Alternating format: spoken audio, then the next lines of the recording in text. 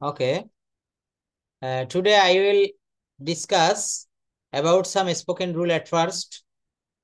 গত ক্লাসে আমরা যে রুলগুলো দেখেছিলাম সেই রুলগুলো আমরা আজকে একটু দেখব এবং স্পোকেন রুল সম্পর্কে যদি আমাদের ধারণা না থাকে, শুধু গ্রামার শিখে বা শুধু আমরা tense, sentence, parts of speech এইগুলো দিয়ে কিন্তু সব কথা বলতে পারি না। তো সেই জায়গাটা আমরা দেখব। তারপর আমরা প্রেজেন্টেশনে আসব, আপনাদের সঙ্গে আরো অনেক কথা হবে। তো আমরা প্রথমে কিছু তেমন রুল দেখে আসি যে রুলগুলো আমাদের প্রতিনিয়ত প্রয়োজন হয়। সবাই আমরা সেই রুলগুলো একটু দেখব, যে রুলগুলো দিয়ে আমরা কথা বলতে পারি। আমরা শুধু গ্রামার শিখতেছি, শুধু গ্রামার শিখতেছি, কিন্তু এগুলো শিখে আসলে আমরা কি লাভ হচ্ছে? আমরা কি কথা বলতে পারছি? আমরা কি আমাদের কাঙ্ক্ষিত জায়গায় পৌঁছাতে পারছি? পারছি না। হ্যাঁ, আমাদেরকে প্র্যাকটিস করতে হবে। এই প্র্যাকটিসটা আমরা কিভাবে করব সেই জায়গাটা আমরা একটু দেখব, প্লিজ। দেখেন, আমরা এমন কিছু শব্দ দেখেছিলাম, যেমন যদি আমি এই জায়গাটাতে একটু কথা বলি, এখানে কি কি শব্দ রয়েছে বা কি কি সেন্টেন্স রয়েছে যদি আমরা একটু দেখতাম। আমরা ডাব্লিউএইচ কোশ্চেন রেখেছিলাম। আমরা এই রুলগুলা দেখব। আমার সামনে সবাই একটু ক্রস করবেন, সবাই একটু আমার সঙ্গে বলবেন। দেখবেন কথা বলাটা, জড়তাটা কেটে যাবে। আমাদের হচ্ছে জড়তা কাটাতে হবে আমাদের। আমরা গ্রামার জানি, আমরা যথেষ্ট পারি, কিন্তু আমরা জড়তাটা কাটাতে গেলে আমাদের এই জায়গাটাতে একটু দৃষ্টি দিতে হবে। সেই জায়গাটা কি? যেমন বলা হচ্ছে সাবজেক্ট প্লাস ভার্ব। শুধু সাবজেক্ট দিব আর শুধু ভার্ব দিব। কি দিব? শুধু সাবজেক্ট দিব, শুধু ভার্ব দিব। সবাই একটু লক্ষ্য করি আমরা।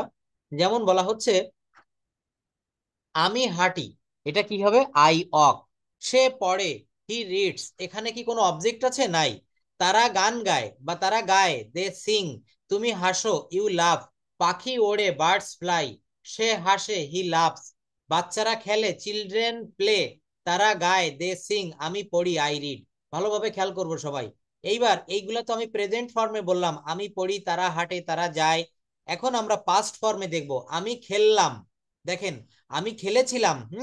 এইটাকে আমরা এইভাবে বললে বেশি ভালো শোনায়। কি বলা হচ্ছে? আমি খেললাম। হ্যার ইউ ক্যান সি। ওকে, বলা হচ্ছে আমি খেললাম। আমি খেললাম বা আমি খেলেছিলাম, আই প্লেড। সে পড়লো, হি রিড। আমরা গান গাইলাম, উই স্যাং। তারা কাজ করলো, দে ওয়ার্ক। তুমি লিখলে, দে রোড। আমি নাচলাম। নাচা হচ্ছে ডান্স।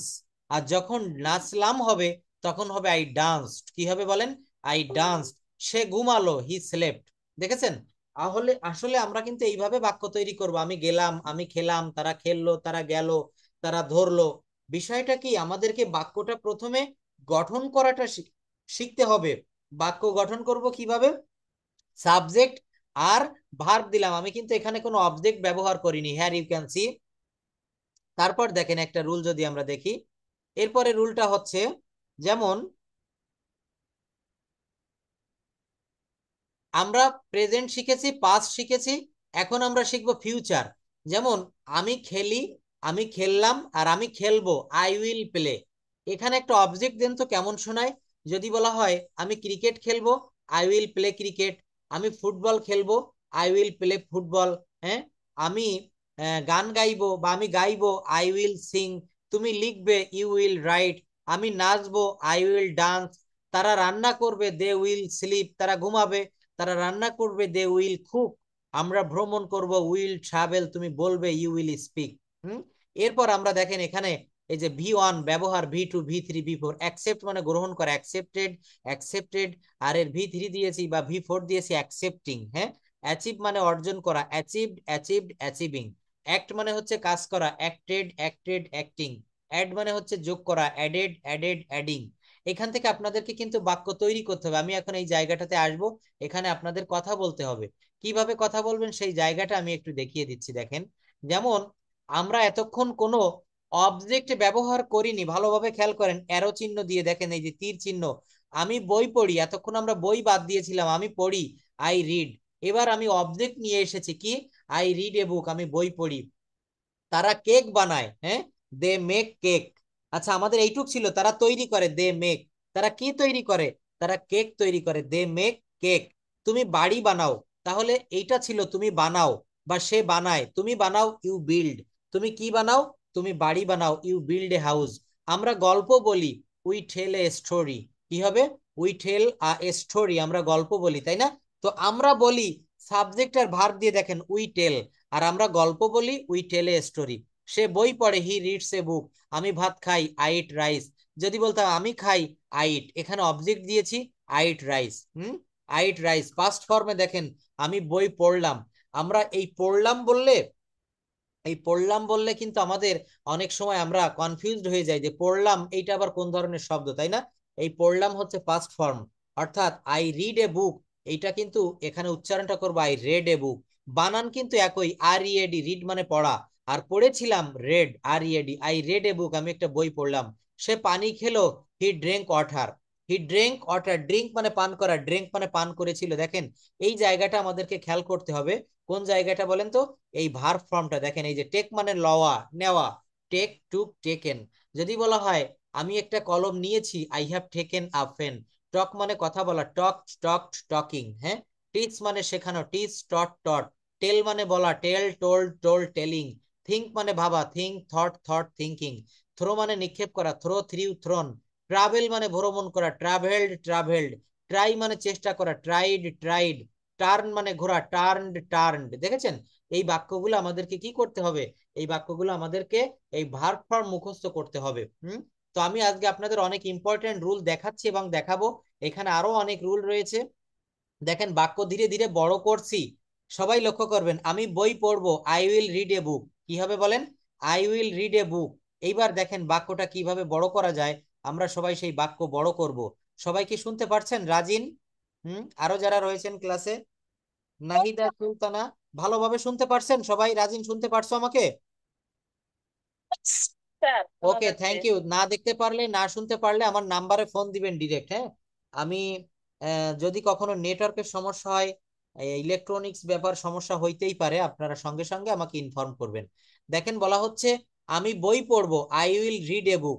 এতক্ষণ পড়েছিলাম, লিখেছিলাম যে আমি পড়বো, আই উইল রিড। আমি কি পড়বো? আমি বই পড়বো। এখানে একটা অবজেক্ট দিয়েছে, আই উইল রিড এ বুক। সে চা খাবে, হি উইল ড্রিঙ্ক টি। তারা সিনেমা দেখবে, দে উইল ওয়াচ মুভি। তুমি ছবি আঁকবে, they will draw a picture. তারা গল্প বলবে, we will tell a story. আমি খাতা কিনবো, I will buy a notebook.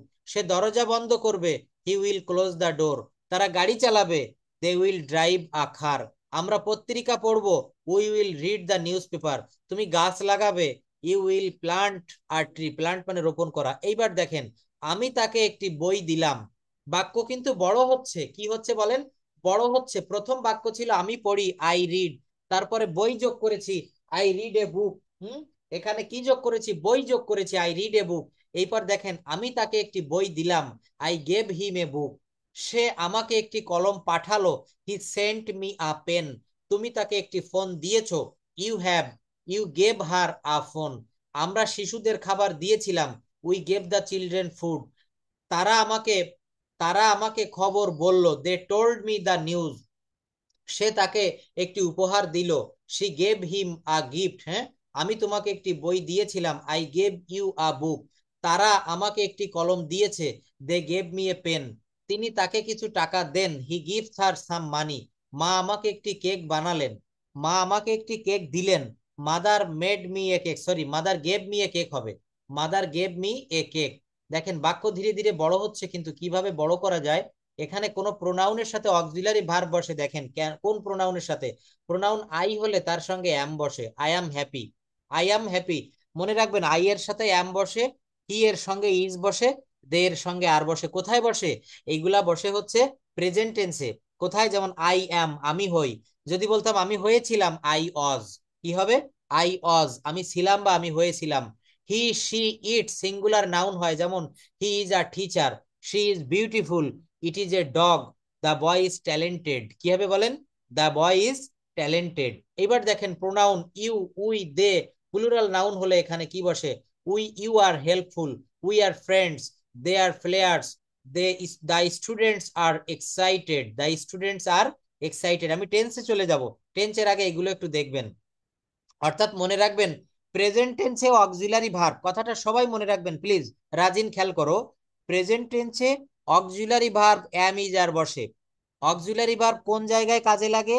Present continuous টেন্সে। যেমন আমি ভাত খাচ্ছি, I am eating rice. I am eating rice, আমার কথাগুলোও যদি কেউ চোখ বন্ধ করে শুধু মন দিয়ে শোনে, তাহলেও কিন্তু তার অনেক কাজে দিবে। সে কথা বলতে পারবে, সে নির্ভুলভাবে লিখতে পারবে। তো আমরা খেয়াল করি কি বললাম। বলা হচ্ছে যে আমি ভাত খাচ্ছি, আই অ্যাম ইটিং রাইস। এখানে আমি একটা কথা বলে ফেলেছি, প্রেজেন্ট কন্টিনিউয়াস টেন্সে অক্সিলারি ভার্ব হিসাবে অ্যামিজার বসে। এই অ্যামিজার আবার কখনো মেইন ভার্ব হয়, কেমন জানেন? যেমন আমি হই একজন ছাত্র, আমি একজন ছাত্র, এটা লিখতে হবে আমি হই একজন ছাত্র। আই অ্যাম আই স্টুডেন্ট, এখানে অ্যামটা কিন্তু main verb, not auxiliary verb. তো কোথায় অ্যাম মেইন ভার্ব হয়, কোথায় অক্সিলারি ভার্ব হয়, এইটা ভালো করে বুঝতে হবে, এইটা ভালো করে জানতে হবে। কি বললাম? আই অ্যাম স্টুডেন্ট, আমি হই একজন ছাত্র। আই অ্যাম, এখানে অ্যামটা হচ্ছে মেইন ভার্ব। এখানে অ্যাম কোন ভার্ব হবে?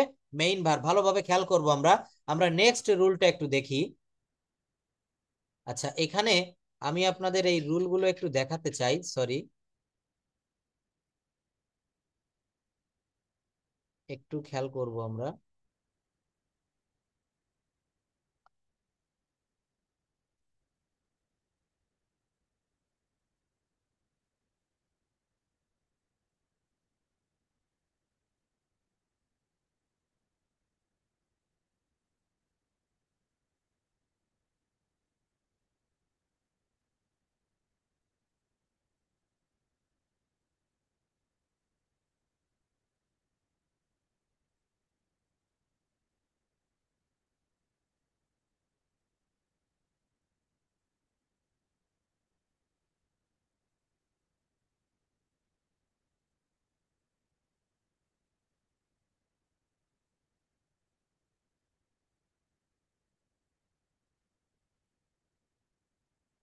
ওকে, দেখেন এখানে আমি কিছু স্ট্রাকচার দিয়েছি যেগুলো আমাদের প্রতিনিয়ত কথা বলতে গেলে কাজে লাগে।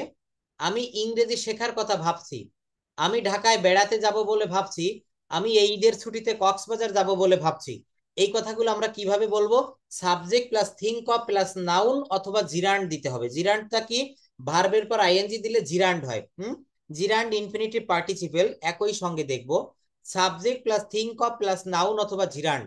যেমন দেখেন, আমি ইংরেজি শেখার কথা ভাবছি, I think of learning English. Say chocolate কেনার কথা ভাবছে, হি thinks of making chocolate, chocolate বানানোর কথা ভাবছে, হি থিঙ্কস অফ মেকিং চকলেট। এখানে থিঙ্কস হলো কেন?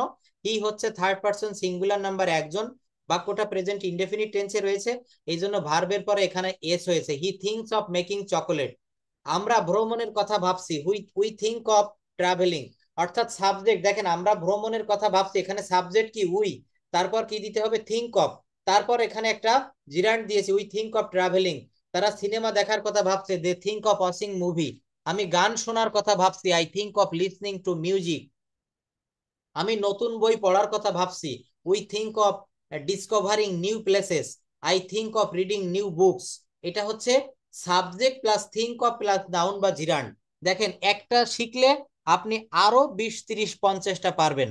আমি ইংরেজি শেখার কথা ভাবছি, I think of learning English. I হচ্ছে সাবজেক্ট, তারপর থিঙ্ক অফ, তারপর এখানে দেখেন থিঙ্ক অফ লার্নিং, এই লার্নিংটা হচ্ছে এখানে জিরান্ড। লার্নিংটা এখানে কি হবে বলেন? জিরান্ড। I think of learning English, আমি ইংরেজি শেখার কথা ভাবছি। আমি কক্সবাজার যাওয়ার কথা ভাবছি, কি হবে বলেন? আমি কক্সবাজার যাওয়ার কথা ভাবছি, I think of travelling Cox's Bazar. আমি বা তারা সিনেমা দেখার কথা ভাবছে, they think of watching movie. কি হবে বলেন? They think of watching movie. তারা সিনেমা কথা দেখার কথা ভাবছে, আমি এখন ভাত খাবার কথা ভাবছি, আমি তার সাথে মোবাইল ফোনে কথা বলবো বলে ভাবছি। এই ধরনের কথাগুলো আমরা থিঙ্ক অফ ব্যবহার করব। আমরা কি ব্যবহার করব বলেন? থিঙ্ক অফ ব্যবহার করব। আচ্ছা, এরপর একটা বিষয় দেখি। যেমন বলা হচ্ছে গানটি দেখতে, গাছটি দেখতে কেমন, গানটি শুনতে কেমন, শহরটি দেখতে কেমন, সে লোকটি দেখতে কেমন, তার ড্রেসটি দেখতে কেমন। এই যে দেখতে কেমন, এই ধরনের স্ট্রাকচার যখন আমাদের সামনে আসবে, তখন আমরা বাক্যগুলা কিভাবে করব? What does plus noun plus look like. আবার শুনেন, হোয়াট ডাজ, যেমন হোয়াট ডাজ, তারপর নাউন বসেছে দ্য ট্রি, তারপর বসেছে লুক লাইক। কি হবে বলেন? হোয়াট ডাজ, দেখেন হোয়াট ডাজ প্রথমে দিতে হবে, তারপর দিতে হবে noun what does the tree, তারপর দিতে হবে লুক লাইক। গাছটি দেখতে কেমন, what does the tree look like. তোমার নতুন বইটি দেখতে কেমন, what does your new book look like. তার পোশাকটি দেখতে কেমন, what does her dress look like. শহরটি দেখতে কেমন, what does the city look like, নতুন রেসিপিটি দেখতে কেমন, what does the new recipe look like, এই জুতোটি দেখতে কেমন, what does this shoe look like. যদি বলা হয় এই মোবাইলটি দেখতে কেমন, এই জমিটি দেখতে কেমন, এই ফুল বাগানটি দেখতে কেমন, এই যে দেখতে কেমন, এখানে আপনি কোনো টেন্সের প্রয়োজন আছে, এখানে কোনো পার্টস অফ স্পিচ বা অন্য কোনো জ্ঞানের প্রয়োজন আছে? নো। এগুলো লাগবে, অবশ্যই লাগবে, আমি নো বলতে পারবো না, কিন্তু আমার এখানে এই স্ট্রাকচার, এই বাক্য গঠন প্রণালীটা, it's place an important role in this case. হ্যাঁ, এই কেস, এই ক্ষেত্রে কিন্তু এই স্ট্রাকচারটা বেশি important. What does plus noun plus look like, what does the tree look like, তোমার নতুন বইটি দেখতে কেমন, what does your new book look like, তার পোশাকটি দেখতে কেমন, what does the city, what does her dress look like, শহরটি দেখতে কেমন, what does the city look like. দেখেন এইগুলা আমি কষ্ট করে পড়াচ্ছি, আপনারা এখন আরামসে শুনছেন, একটু পরে এইগুলা কিন্তু আপনাদের বলা লাগবে। প্রত্যেকের কাছে আমার বিনম্র অনুরোধ থাকবে, আপনারা পড়ার সময় পাশে খাতা কলম রাখবেন, এইখান থেকে একটা বাংলা বাক্য, একটা ইংরেজি বাক্য প্লিজ লিখে রাখেন।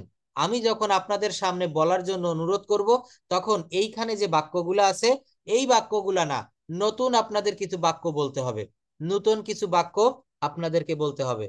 তোমার নতুন বইটি দেখতে কেমন, what does your new book look like. What does ব্যবহার করবেন, তারপর ইয়োর নিউ বুক, এটা হচ্ছে নাউন, তারপর হচ্ছে look like.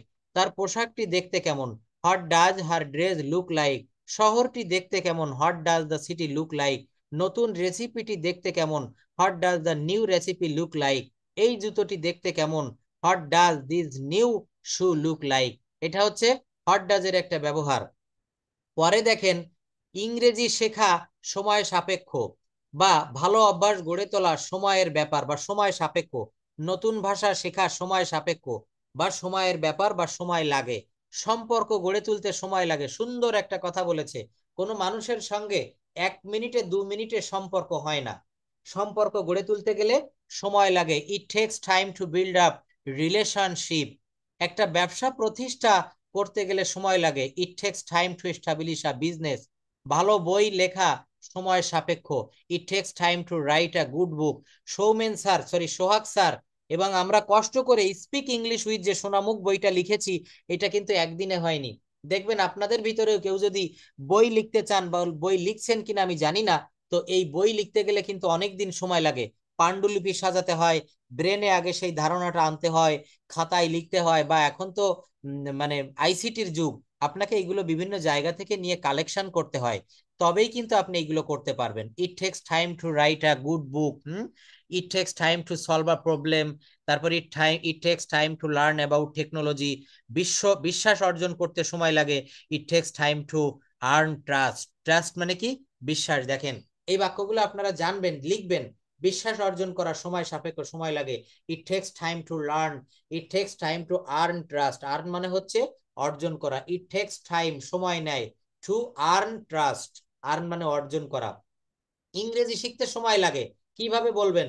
It takes time to learn English. এখানে ইংলিশটা বাদ পড়ে গিয়েছে, বলা হচ্ছে ইট takes time to learn English. ভালো অভ্যাস গড়ে তোলা সময়ের ব্যাপার। দেখবেন আপনি ভোরবেলায় ওঠার অভ্যাস করতে চাচ্ছেন, বাট আপনি পারতেছেন না। হ্যাঁ, আপনি কিন্তু দিনের পর দিন অভ্যাস করতেছেন, হ্যাবিটটা আপনি নিয়ন্ত্রণে আনতে পারতেছেন, এই হ্যাবিট গড়ে তোলার জন্য আপনাকে সময় লাগবে। ইট takes time, it takes time to build good habits. ভালো অভ্যাস গড়ে তোলার সময় লাগে। কোনো দক্ষতা আয়ত্ত করার সময় সাপেক্ষ, it takes time two master I skill বা টু ম্যানেজ বা টু একুয়ার আই স্কিল। নতুন ভাষা শিখতে সময় লাগে, it takes time to learn a new language. নতুন ভাষা শিখতে সময় লাগে, it takes time to learn new language. সম্পর্ক গড়ে তুলতে সময় লাগে, it takes time to build relationships. একটি ব্যবসা প্রতিষ্ঠা করতে সময় লাগে, it takes time to establish a business. দেখেছেন? তাহলে এটা কিভাবে করবেন? প্রথমে হচ্ছে আপনাকে ইট টেক্স টাইম টু কি লিখতে হবে বলেন? ইট টেক্স টাইম টু প্লাস ভার্বের বেস ফর্ম অফ ভার্ব।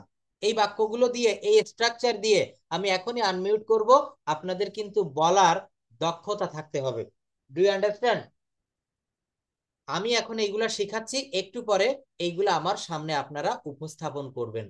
তারপর দেখেন, subject plus am is are plus going to plus ভার্বের বেস ফর্ম প্লাস অবজেক্ট।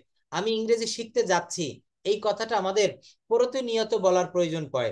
আমি ইংরেজি শিখতে যাচ্ছি, সে চকলেট বানাতে যাচ্ছে, আমরা ভ্রমণ করতে যাচ্ছি, হ্যাঁ তারা সিনেমা দেখতে যাচ্ছে।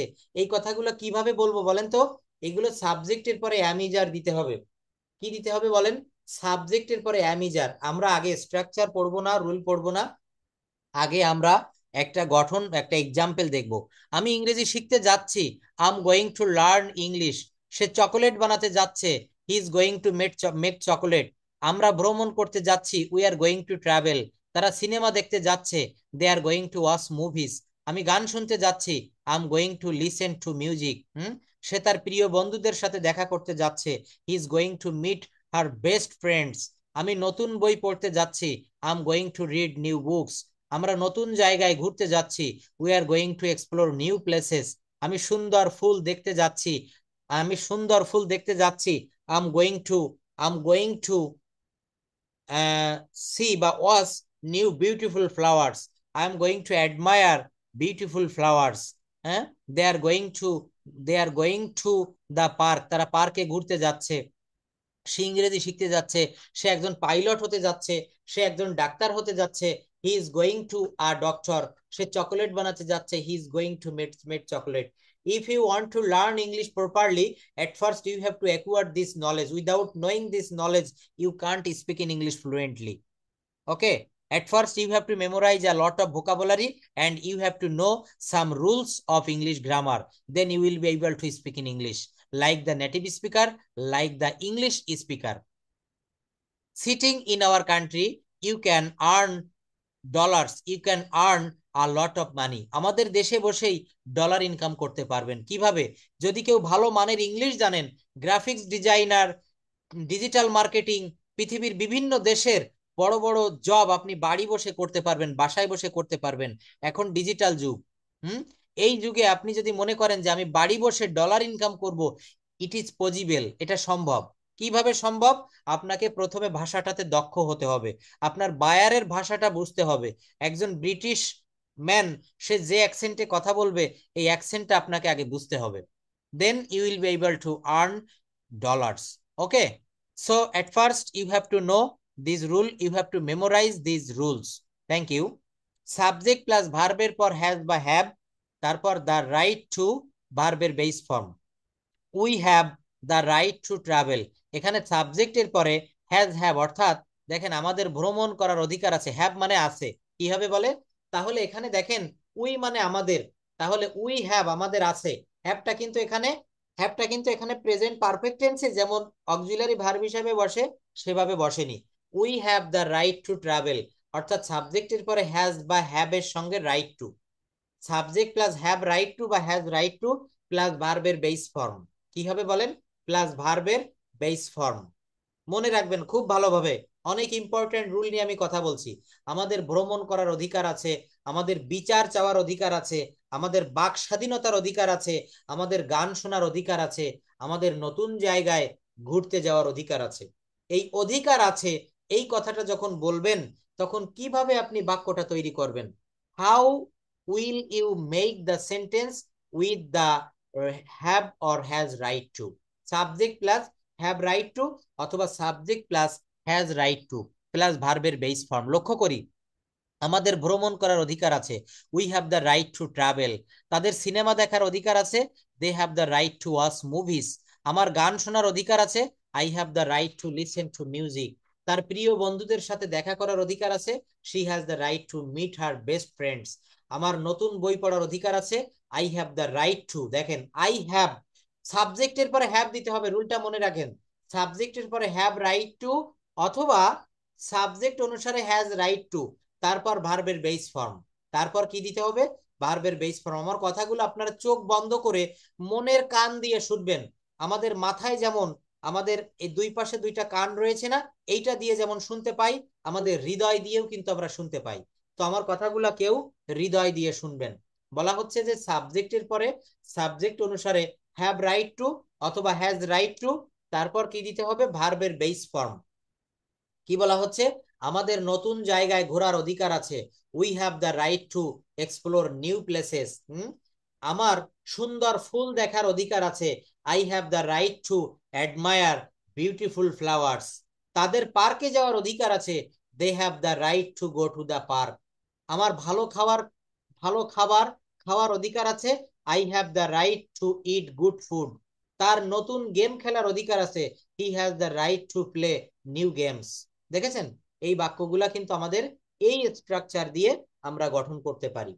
ইংলিশে এইভাবে যদি আপনি 2 থেকে 3 শত স্ট্রাকচার জানতে পারেন, আপনি অনর্গল ফ্লুয়েন্টলি কথা বলতে পারবেন কোনো বাধা ছাড়া।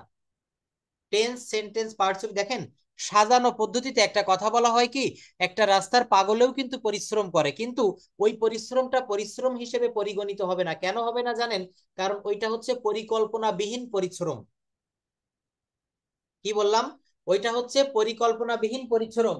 আজকে আপনি যদি সাজানো গোছানো পদ্ধতিতে আমি যেভাবে বলে থাকি যে tense, sentence, parts of speech, modal, semi modal, voice change, এই কয়েকটা বিষয় ভালোভাবে জানেন, এই ধরনের কিছু স্ট্রাকচার আপনি একটু আয়ত্ত করেন, দেখবেন আপনি 2 থেকে 3 মাসের ভিতরে আপনি কথা বলা শিখে গেছেন।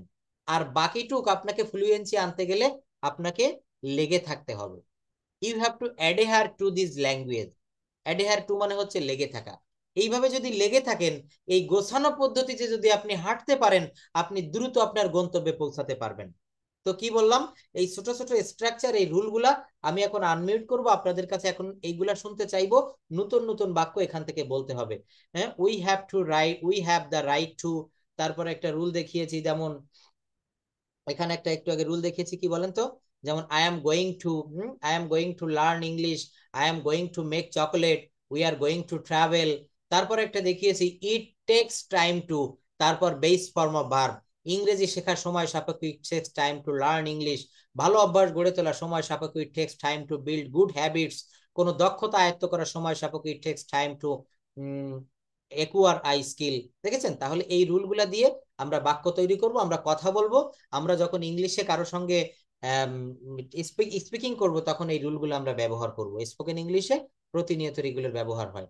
এরপর দেখব, আজ আজ পরীক্ষা দেওয়ার কথা ছিল, তার সময় মতো এখানে আসার কথা ছিল, তাদের আমাদের সাহায্য করার কথা ছিল, আমাদের সন্ধ্যার মধ্যে পৌঁছানোর কথা ছিল, তোমার কাজ শেষ করার কথা ছিল, আমাদের অনুষ্ঠান শুরু করার কথা ছিল, তার এই সপ্তাহে রিপোর্ট জমা দেওয়ার কথা ছিল। দেখেছেন? তাহলে এই বাক্যগুলো কথা ছিল, এগুলো আমরা কিভাবে করব? You are suppose to take the exam today, he was suppose to be here on time.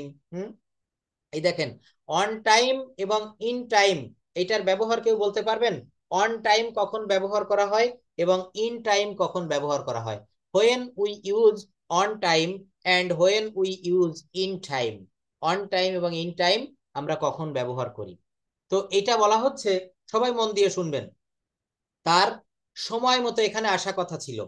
On time, on time মানে হচ্ছে সময় মতো, অর্থাৎ ভালোভাবে মনে রাখবেন, কোন নির্দিষ্ট সময়ের 5-10 মিনিট আগের যে সময়টা, এটাকে সময় মতো বলা হচ্ছে। পরীক্ষার হলে আমাদের সময় মতো পৌঁছানো উচিত। We should we should rich in the exam হল just we should rich in the exam হল অন টাইম। অন টাইম আমাদের পরীক্ষার হলে সময় মতো, অর্থাৎ কি, পরীক্ষা শুরু হওয়ার দেখবেন বোর্ড পরীক্ষাতে 15 মিনিট আগে খাতাগুলো দেওয়া হয়, নোটবুক, তাই না? স্ক্রিপ্ট, অ্যান্সার স্ক্রিপ্ট যেটাকে বলা হয়। তো এইটা পরীক্ষার সময় মতো দেওয়া হয়, অর্থাৎ পরীক্ষা যখন প্রশ্নপত্র দিবে তার 15 মিনিট আগে, এটাকে বলা হয় সময় মতো। মনে রাখবেন, ঠিক নির্দিষ্ট টাইমের একটু আগের সময়কে বলা হচ্ছে সময় মতো। আরেকটা কথা বলা হচ্ছে ঠিক নির্দিষ্ট টাইমে, যেমন একজন ফাঁসির আসামিকে যখন ফাঁসির দণ্ড কার্যকর করা হয়, তখন ঠিক টাইমে কিন্তু তাকে ফাঁসিতে ঝুলিয়ে মৃত্যুদণ্ড কার্যকর করা হয়। বলা হচ্ছে, তুমি জাস্ট 3টায় আমাদের বাড়িতে আসবে, অর্থাৎ you will come in our house in 3 PM বা ইন টাইম। ইন টাইম মানে হচ্ছে সময় মতো, অর্থাৎ 3টা তো 3টাই, 1 সেকেন্ড আগে আসার দরকার নেই, 1 সেকেন্ড পরে আসার দরকার নেই, এইটা হচ্ছে ইন টাইম। আর নির্দিষ্ট সময়ের একটু আগে বুঝালে অন টাইম বসবে। মনে করেন আমার এক জায়গায় দাওয়াত খেতে যাওয়ার কথা বিকাল 4টায়, আমি আত্মীয় বাড়ি, আমি 1 ঘন্টা আগে গিয়ে পৌঁছালাম, এটা হচ্ছে সময় মতো, অন টাইম। আর ইন টাইম মানে কি, আমি ভাবতেছি যে আজকে আমি খুলনায় আমার একটা মিটিং রয়েছে, আমি সেখানে বিকাল 3টায় মিটিং, আমি 3টায় পৌঁছাবো। তো তো আপনি যখনই সেই মিটিং কনফারেন্স রুমে ঢুকলেন, ঘড়িটাও দেখলেন 3টা বাজে, আপনিও মিটিং এর রুমে ঢুকলেন, এটা হচ্ছে ইন টাইম। ইন টাইম মানে হচ্ছে ঠিক সময় মতো, আর অন টাইম মানে হচ্ছে নির্দিষ্ট সময়ের একটু পূর্বে, এটা মনে রাখবেন। তাদের আমাদের সাহায্য করার কথা ছিল, they were suppose to help us. আমাদের সন্ধ্যার মধ্যে পৌঁছানো কথা ছিল, we are suppose to arrive by evening. অর্থাৎ subject plus be suppose to plus ভার্বের base form. Subject plus be suppose to, subject কি ইউ, এরপর বি সাপোজ টু কি বসেছে, you were, you were suppose to, you were suppose to take the exam today. তোমার আজ পরীক্ষা দেওয়ার কথা ছিল, তার সময় মতো এখানে আসার কথা ছিল, he was suppose to be here on time. তাদের আমাদের সাহায্য করার কথা ছিল, they were suppose to help us. আমাদের সন্ধ্যার মধ্যে পৌঁছানোর কথা ছিল, we were suppose to arrive by evening. এটা হচ্ছে সাপোজ টু এর ব্যবহার। এরপর একটা কথা বলা হয়, যেমন বাংলাটা যদি আমি বলি এমন দাঁড়ায়, আমি যদি ইংরেজি শিখি তাহলে কি হবে। কি বললাম বলেন, আমি যদি ইংরেজি শিখি তাহলে কি হবে। দেখেন এই বাক্যটা আমরা কিভাবে করব, এটা আমরা হট ইফ ব্যবহার করব। হট ইফ এর অর্থ হচ্ছে, হট ইফ এর অর্থ হচ্ছে যদি বা কি হয়, যদি না হয় বা কি হয়, আমি যদি ইংরেজি শিখি তাহলে কি হয়। What if I learn English, what if he makes chocolate, what if we travel, what if they watch movies, what if I listen to music, what if she meets her best friends. দেখেছেন, তাহলে এইটার অর্থ দাঁড়ায়, যদি ইংরেজি শিখি তাহলে কি হবে, যদি সে চকোলেটে বানায় তাহলে কি হবে, যদি আমরা ভ্রমণে যাই তাহলে কি হবে, যদি তারা সিনেমা বানায় তাহলে কি হবে, যদি আমি গান শুনি তাহলে কি হবে। এই ধরনের বাক্যগুলা আমরা এইভাবে তৈরি করব, হট ইফ দিয়ে। অর্থাৎ স্ট্রাকচারটা হট ইফ, তারপর সাবজেক্ট বা কর্তা, তারপর ভার্বের বেস ফর্ম। হট ইফ, তারপর সাবজেক্ট, তারপর ভার্বের বেস ফর্ম। হট ইফ, তারপর সাবজেক্ট, তারপর ভার্বের বেস ফর্ম। আমি যদি ইংরেজি শিখি তাহলে কি হবে, what if I learn English. সে যদি চকোলেট বানায় তাহলে কি হবে, সে যদি চকোলেট বানায় তাহলে কি হবে। এই বাক্যগুলো দেখেন, সে যদি চকোলেট বানায় তাহলে কি হবে, সে যদি ইংরেজি শেখে তাহলে কি হবে, সে যদি বাড়িটা তৈরি করে তাহলে কি হবে, সে যদি আসে তাহলে কি হবে, সে যদি পার্কে যায় তাহলে কি হবে। হুম তাহলে এই বাক্যগুলা কিন্তু আমরা hot if plus subject plus ভার্বের বেস ফর্ম। দেখেন এই রুলগুলা শিখে আমরা এখান থেকে এখন কথা বলবো। তো আমি আনমিউট করছি, আমি যাকে বলবো, আমি কল করব, সেই কেবল আনমিউট করবেন, একটু কথা বলবেন। আমি যে রুলগুলা দেখালাম এই রুলগুলা নিয়ে এখন একটু আপনাদের সামনে আমি কথা বলতে চাই। তো প্রথমে বলবেন হচ্ছে শ্যামল বাবু, প্লিজ আনমিউট করেন। আমি কয়টা রুল শিখিয়েছি, আপনি কয়েকটা রুল দিয়ে কয়েকটা বাক্য বলবেন প্লিজ। তারপর বলবেন মেহেদি হাসান ভাইয়া, please. Hmm Shyamal babu, please can you hear me, unmute your microphone quickly. You have to answer the questions very quickly. Nupur Bhattacharya দিদি শুনতে পারছেন প্লিজ। সরি, আমি এখানে একটু ইয়ে করি। ওকে, আচ্ছা, শ্যামল বাবু আপনি প্রথমে বলবেন, হ্যাঁ প্লিজ। আমি যে রুলগুলা শিখিয়েছি, আমি যে রুলগুলা শিখিয়েছি, এই রুলগুলা থেকে আপনার কোনো রুল কি মনে আছে, আপনি বলতে পারবেন যে স্যার এই ধরনের একটা রুল আপনি প্র্যাকটিস করিয়েছেন। স্যার কয়েকটা আমি এখন স্যার কয়েকটা আমি লিখেছি। অবশ্যই অবশ্যই, সুন্দর, ধন্যবাদ, বলেন বলেন, আমরা সবাই শুনবো। একটা এখন লাস্টে যেটা লিখেছি, হোয়াট ইফ প্লাস আমার নেট এত খারাপ যে মানে কথা শুনতেই পাচ্ছি না, আমি কি বলতেন, এরকম একটা প্রবলেমে আছি আর কি, বিদ্যুৎ নাই। স্যার আমি বলবো। হ্যাঁ বলেন, আপনি বলে যান, আপনাকে আমি বলতে বলছি, আপনাকে আমি শুনছি। আপনি আমাকে অনেক আচ্ছা, কিছু লিখতেছেন, আমি একটু ব্যস্ত আছি। হ্যাঁ বলেন বলেন বলেন, শুনছি। What if plus subject plus verb, hmm ভার্বের base form. Hmm what if I learn English, hmm যদি আমি ইংরেজি শিখি তাহলে কি হবে। হুম তারপর স্যার অন টাইম দিয়ে একটা পড়া পড়াইছেন, অন টাইম মানে নির্দিষ্ট সময়ের 5 বা 10 মিনিট আগে, হুম আর ইন টাইম মানে বরাবর ঠিক টাইম, জাস্ট টাইম। তারপরে আরেকটা পড়াইছেন subject plus have has the right to plus ভার্বের V one. Thank you we thank you. Have to, we have to right to travel, hmm আমাদের ভ্রমণ করার অধিকার আছে। হুম তারপর আরেকটা পড়াইছেন, I think to learn hmm. English. এটা লারেন না, বলতে হবে আমি লার্ন। হ্যাঁ, উচ্চারণটা বলবো লার্ন, LEARN। লার্নিং লার্নিং না, হ্যাঁ, আই লার্নিং, হ্যাঁ, think of yes. Learning English. Thank you, বলেন হচ্ছে। হুম আমি ইংরেজি শিখতে আমি যদি ইংরেজি শিখতে চাই তাহলে কি হবে? হ্যাঁ হ্যাঁ, আমি যদি ইংরেজি শিখতে চাই তাহলে কি হবে, দেখেন আমি কি হবে? এই রুলগুলা আপনাদের সব থেকে বেশি উপকৃত হবেন কিভাবে জানেন? এইটা আপনারা লেখেন, আমি শীটটা পাঠিয়ে দিচ্ছি ক্লাস শেষে, আপনারা এটা লিখবেন। কিভাবে লিখবেন?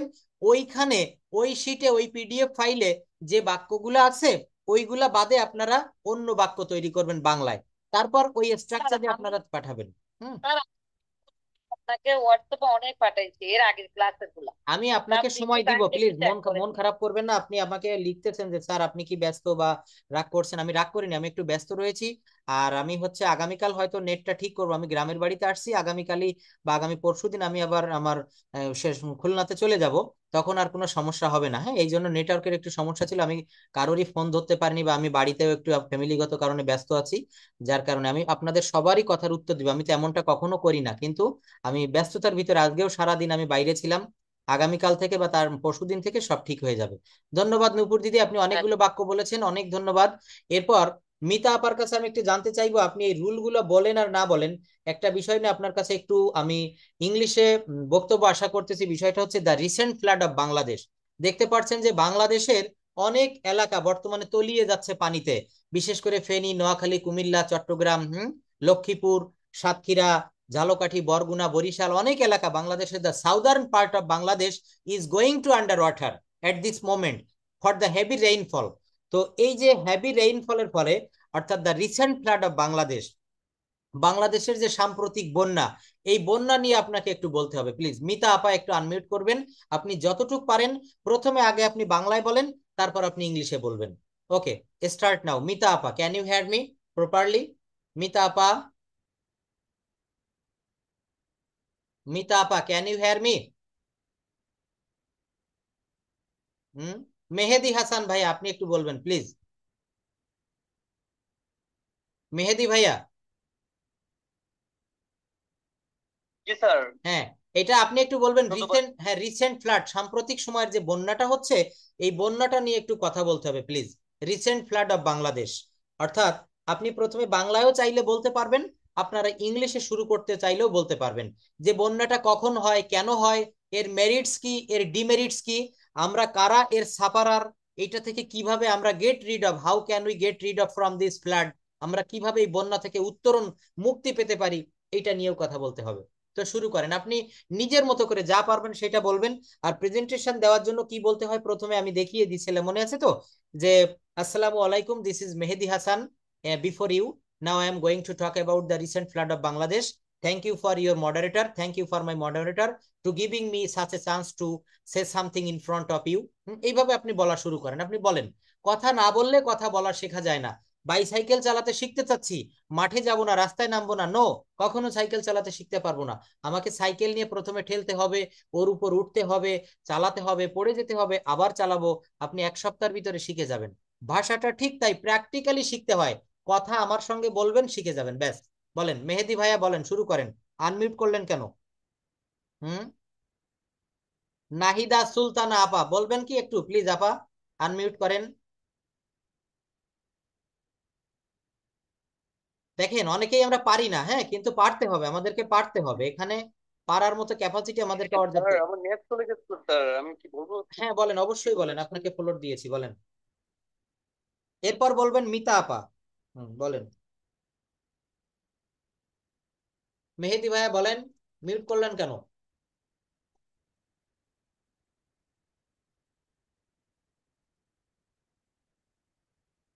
কি হলো, আমাকে কেউ শুনতে পারছেন না? যে কে বলতে চান একটু আনমিউট করেন তো। রাজিন, MD পলক। জি স্যার আমাদের। হ্যাঁ বলেন, আপনার মিউট হয়ে গিয়েছিল, বলেন। রিসেন্ট ফ্লাড, ও এটা স্যার, নিয়ে স্যার কথা আমার বলেন, নেট হ্যাঁ। চলে গেছে। হুম হুম রিসেন্ট যে বন্যা হইতেছে ওটা নিয়ে বলবো, ইয়েস সম্প্রতি ইয়েস। যে আমাদের হ্যাঁ যে হ্যাঁ হ্যাঁ বন্যা হ্যাঁ দেখা হ্যাঁ দিয়েছে ওটা নিয়ে। হ্যাঁ হ্যাঁ, ওইটা নিয়ে বলতে হবে। আচ্ছা ঠিক আছে স্যার, আমি সম্প্রতি আমাদের দেশে যে বন্যা দেখা দিয়েছে, হুম হুম টানা ভারী বৃষ্টিপাতের কারণে হুম অনেক নদীর পানি বিপদ সীমার উপর দিয়ে প্রবাহিত হয়েছে। হুম এর এটার ইংলিশটা ইয়ে করবো না? হুম। এখন শোনেন, আপনি যদি বাংলায় বলেন তাহলে আপনি কয়েকটা সেন্টেন্স পর পর বাংলায় বলে যান, আর যদি ইংলিশে বলেন তাহলে ইংলিশে বলা শুরু করেন যে ফর দ্য হেভি রেইনফল। আমাদের হুম বন্যা দেখা, দেশে ভয়াবহ বন্যা দেখা দিয়েছে। Hmm recently a flood had occurred hmm in our country. Hmm মানে রিসেন্টলি যে দেন আমি বলতে চাচ্ছি টানা ভারী বৃষ্টিপাতের কারণে হুম অনেক নদীর পানি বিপদসীমার উপর দিয়ে প্রবাহিত হয়েছে। হুম হচ্ছে। এটা ইয়ে করতে তাহলে ফর পারতেছে the heavy due rainfall, to for the heavy rainfall the current continuous of many rivers, continuous heavy the water of rainfall, the many the rivers. water level in rivers has risen above the danger mark. Yes, above the danger mark. Thank you. দেখেন এই যে নতুন নতুন বাক্য, Okay. নতুন নতুন শব্দ শিখে যাচ্ছেন। তারপর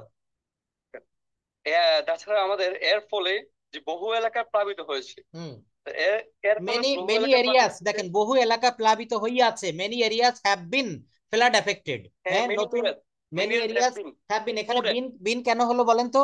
প্লাবিত হইয়াছে, বি মানে হওয়া। দেখেন ভালো হয়ে- করে খেয়াল করেন ভাইয়া, প্লিজ এক মিনিট। হ্যাঁ, এখানে বি মানে হচ্ছে হওয়া, আর অনেক নতুন এলাকা বা অনেক এলাকা বন্যায় প্লাবিত হইয়াছে, বি মানে হওয়া। তো এখানে বিন কেন দিলাম? বি ভার্বের V3 ফর্ম হচ্ছে বিন, আর এইটা প্রেজেন্ট পারফেক্ট টেন্স, এই জন্য many new areas present have been, perfect. Please many new areas have been. এই হ্যাভ দিলে আমরা জানি প্রেজেন্ট পারফেক্ট টেন্সে হ্যাভ বসে। হ্যাভ হ্যাভ বসলে ভার্বের V3 বসে। হ্যাভ, হ্যাজ, হ্যাভ, হ্যাজ, এই দুইটা কোনো বাক্যে বসলে ভার্বের V3 বসে। তাহলে এখানে বি মানে হওয়া, আর বিন মানে হইয়াছে। বি মানে হওয়া, বিন মানে হইয়াছে। মেনি নিউ এরিয়াস বা many areas, many localities have been flood affected for this heavy rainfall. তারপর জি স্যার, এরপরে বলতে হচ্ছে মানুষ তাদের ঘর বাড়ি ছেড়ে আশ্রয় কেন্দ্রে যেতে বাধ্য আচ্ছা, হয়েছে। আপনি আপনার মতো বলে যান। হ্যাঁ, এইভাবে ব্যাখ্যা করতে গেলে একটু টাইম লাগে। আপনি বলেন, তারপর ভুল হলে আমি সংশোধন করে দেবো। আপনি একটা না বলেন, যে কয়েকটা সেন্টেন্স ইংলিশে পারেন বলেন। জি স্যার, মানুষ তাদের ঘর বাড়ি, হুম আমি বলতে চাচ্ছিলাম যে their people have been forced to leave their homes hmm and take shelter in relief centers. তাছাড়া বাংলাটা তারপরে বলতে চাচ্ছিলাম যে ফসল, গবাদি পশু, ঘরবাড়ি ব্যাপক ক্ষয়ক্ষতি হয়েছে। There has been extensive damage to crops, to livestock না, এখানে and দিতে হবে house. ফর, এখানে টু না, for animals and human beings, অর্থাৎ মানুষের জন্য এবং প্রাণীর জন্য এটা ব্যাপক ক্ষতি হইয়াছে, ব্যাপক ক্ষতি হয়েছে। হুম হ্যাঁ হ্যাঁ হ্যাঁ, জি স্যার। তারপর বলতে বলতে পারি স্যার আমাদের ত্রাণ সামগ্রী বিতরণ ও চিকিৎসা সেবা প্রদান করা হচ্ছে সারা তাহলে দেশে। ত্রাণ বিতরণ করা হচ্ছে, রিলিফ ইজ বিং। ত্রাণ বিতরণ করা হচ্ছে, এখানে Material. প্যাসিভ মুডে করতে হবে। রিলিফ ইজ বিং কি বিতরণ করা ইংরেজি কি? Delivered. Relief is being delivered. Relief material তো স্যার আর হ্যাঁ, তাহলে বিং আর হবে দেন নাকি? প্লুরাল হলে আর অবশ্যই reliefs materials are being, are being delivered. হ্যাঁ, ত্রাণ বিতরণ করা হচ্ছে। তারপর দিতে পারেন যে ডেলিভার্ড, হ্যাঁ হ্যাঁ, delivered medical service are being provided. Yes, তারপর এটা দিতে পারেন যে আমি বন্যা কবলিত এলাকা পরিদর্শনে গিয়েছিলাম, past indefinite tense. I went to visit the flood I affected want to area. দেখেন, I went to visit the flood affected area in my locality বা ইন দা দা দা কি বলা যায়, আমার পাশের জেলা, দা সাইড ডিস্ট্রিক্ট বা the nearest district of my area, আমার পাশের জেলা বা উপজেলা আমি দেখতে গিয়েছিলাম। And I gave some money, তারপর শুকনা খাবার অর্থাৎ dry food and some medicine to the flood affected people. আমি তাদেরকে কিছু টাকা, তাদের শুকনো খাবার এবং কিছু ঔষধ দিয়েছিলাম। দেখবেন ভোলার কিছু চর অঞ্চল, ভোলার কিছু চর অঞ্চল প্রচুর ক্ষতিগ্রস্ত হচ্ছে এবং হয়েছে, এবং এই মুহূর্তে যদি আর বৃষ্টি না হয় তাহলে হয়তো তাদের একটু সুবিধা হইতে পারে। কিন্তু যদি আরো বর্ষা হয়, গতবার আমরা দেখেছিলাম ফেনীতে কি পরিমাণ বন্যা হয়েছিল, মানুষের ঘরের চাল পর্যন্ত পানি ছুঁয়ে গেছিল। তো এখানেও কিন্তু সেই ধরনের একটা ব্যাপার। তো দেখেন, আপনি যতটুক যা বলছেন অনেক ভালো বলেছেন। পরবর্তীতে শেষ নামাতে হবে এইভাবে। That's all for today, see you in the next class. আল্লাহ হাফেজ, আসসালামু আলাইকুম টু এভরিওয়ান। শেষ ভালো যার, সব ভালো তার। Thank you. হ্যাঁ, হ্যাঁ বলেন বলেন, কোনটা বলছেন? স্যার, হুম বিন বলছেন যে হইয়াছে, বি বি ডাবল এন না হুম বি হুম আই এন? না, এটা হচ্ছে বিন, বি ডাবল এন। দেখেন সুন্দর প্রশ্ন করেছেন উপর দিদি, বিং আমি হবে। এটা একটু উত্তর দেই। বলা হচ্ছে যে বাক্যটা কেমন ছিল জানো? মেহেদী ভাই একটু বলেন তো বাক্যটা কি ছিল যে হ্যাজ বিন, ওই যে বৃষ্টি হইতেছে, হ্যাজ বিন। না না না, বন্যা হইয়াছে বা তাদেরকে সাহায্য করা, ও ইট হ্যাজ বিন, কি হ্যাঁ জানো, বাক্যটা একটু বললে ভালো হইতো। এখানে হ্যাজ বিন, এই বিনটা কি জন্য হয়েছে এটা আমরা অনেকেই জানি না। দেখেন বি ভার্বের ব্যবহারটা আমি একটা ক্লাস নিয়েছিলাম, আবার একটু এখানে সংক্ষিপ্ত আলোচনা করি। বিন, বি ডাবল ই এন, বিন। আরেকটা হচ্ছে বিং, বিই আইএনজি। হ্যাঁ তো বিংটাকে আমি বাদ দিলাম, আমি বিনটা একটু আলোচনা করি, বি ডাবল ই এন, এইটা নিয়ে বলি, বি ডাবল ই এন, বিন। এই বিনটা হচ্ছে বি ভার্বের V3 ফর্ম। যেমন সে একজন ডাক্তার হইয়াছে, he has been a doctor. সে একজন ডাক্তার হইয়াছে, ভালো করে খেয়াল করেন, প্রেজেন্ট পারফেক্ট টেন্সের একটা বাক্য। সে একজন ডাক্তার হয়েছে, তাহলে এখানে হওয়া মানে হচ্ছে বি মানে হওয়া। আর এখানে বিনটা কেন হলো? এই প্রেজেন্ট পারফেক্ট টেন্সে আমরা জানি ভার্বের V3 বসে। দেখেন হি হ্যাজ, এই হ্যাজ দিলে তো আমরা অটোমেটিকলি জানি ভার্বের V3 আসবে। তো হি হ্যাজ, এখানে বি দেওয়া যাবে না, এখানে বিন দিতে হবে। বি ভার্বের V3, বি এর প্রেজেন্ট ফর্ম গুলা হচ্ছে am is are, past form গুলা হচ্ছে ওয়াজ ওয়্যার, আর ভি থ্রি ফর্ম হচ্ছে বিন। ভি3 ফর্ম হচ্ছে বি ওয়াজ বিন, মনে রাখবেন। অর্থাৎ এই সে একজন ডাক্তার হইয়াছে, আজকে একটা উদাহরণ শেখেন, মনে রাখেন, পরবর্তীতে এই বিন আর সমস্যা করবে না। He has been a doctor, সে একজন ডাক্তার হইয়াছে, এখানে বি ভার্বের V3 ফর্ম হচ্ছে বিন। হুম, এই যে হইয়াছে, যেই ওই যে বলা হচ্ছে যে নতুন নতুন এলাকা প্লাবিত হইয়াছে, it has been flood affected new areas, নতুন নতুন এলাকা প্লাবিত বা বন্যা আক্রান্ত হইয়াছে, বি মানে হওয়া। এই হওয়া ভার্বের এটা কোথায় হয়? আইএনজি হয় হচ্ছে বিং। যেমন যদি বলা হয়, দেখেন সুন্দর প্রশ্ন, এবার প্রশ্ন করবেন সবাই। বলা হচ্ছে যেমন প্রেজেন্ট কন্টিনিউয়াস টেন্সের একটা বাক্য বলি, I am eating rice, I am eating rice, আমি ভাত খাইতেছি। এই বাক্যটাকে যখন আপনি প্যাসিভ ভয়েস করবেন, এটা অ্যাক্টিভে আছে, কর্তৃ বাচ্চা আছে, আমি ভাত খাচ্ছি, আমি স্কুলে যাচ্ছি। তো এই যে বাক্যটা বললাম, আই অ্যাম ইটিং রাইস, এই বাক্যটাকে যখন আপনি প্যাসিভ মুডে করবেন, ভাত আমার দ্বারা খাওয়া হচ্ছে, তখন present continuous tense past continuous টেন্সে বিং ব্যবহার করা হয়। রাইস, দেখেন, আর পেসিভের ক্ষেত্রে যখন আমরা প্রেজেন্ট কন্টিনিউয়াস টেন্স ইউজ করব তখন কিন্তু ইয়েস আমরা বিং ইয়েস ইউজ করব। Absolutely right. যেমন রাইস ইজ বিং, দেখেন আই অ্যাম ইটিং রাইস, আর rice is being eaten by me, rice is being eaten by me. I am doing the sum, আমি অঙ্কটি করিতেছি, the sum is being done by me, অঙ্কটি আমার দ্বারা করা হচ্ছে। নূপুর দিদি মনে রাখবেন, অর্থাৎ কন্টিনিউয়াস টেন্সের ভয়েস চেঞ্জ করতে গেলে, প্যাসিভ মুড করতে গেলে আপনার এই বিং এর প্রয়োজন হয়। বিং, এটা হচ্ছে বি ভার্বের আইএনজি যুক্ত ফর্ম, এটা হচ্ছে চলমান ঘটমান। Rice is being eaten by me, আমার দ্বারা ভাত খাওয়া হচ্ছে। Rice is being, the sum is being done by me, the work is being done by them, কাজটি তাদের দ্বারা করা হচ্ছে। কি হবে বলেন? কাজটি তাদের দ্বারা করা হচ্ছে। এই যে বাক্যগুলা বললাম, এখানে বিং ব্যবহার করবেন প্যাসিভ মুডে, ঠিক আছে? এটা হচ্ছে বিং এর ব্যবহার। এই বিং এর ব্যবহারটা আমি আপনাদের ভালোভাবে, আমি কিছু কিছু ক্লাস সাজাচ্ছি, আমাকে একটু সময় দিবেন প্লিজ। আমি এই বেসিকের উপরে আপনাদের আরো কিছু ক্লাস নিব, কারণ আমি একটা বিষয় একটু ভেবে দেখলাম, আমরা এখানে অনেক দিন থেকে অনেকেই ক্লাস করতেছেন। নূপুর দিদি রয়েছে আমার সঙ্গে অনেক দিন থেকে, রাজিন রয়েছে আমাদের ছোট্ট বন্ধু, তারপর এখানে শ্যামল বাবু রয়েছে অনেক দিন থেকে, মিতা আপা রয়েছে আমার সঙ্গে অনেক দিন থেকে। তো আমাদের বেসিকের কিছু সমস্যা থেকে গিয়েছে, এইটা আমি কাভার করে দিব উইদিন আ শর্ট টাইম। তো আমি সেই ক্লাসগুলো সাজাচ্ছি, বেশি না, 10টা ক্লাস নিব মাত্র, আগামী 2-3 দিনের ভিতরে আমি এই ক্লাসগুলো শুরু করব। তো দেখেন আজকে আমার একটু কাজের তাড়া রয়েছে, আজকে আমি আর ক্লাসটা নিতে পারছি না। That's all for today, see you in the next class. আল্লাহ হাফেজ, আসসালামু আলাইকুম টু এভরিওয়ান, থ্যাংক ইউ।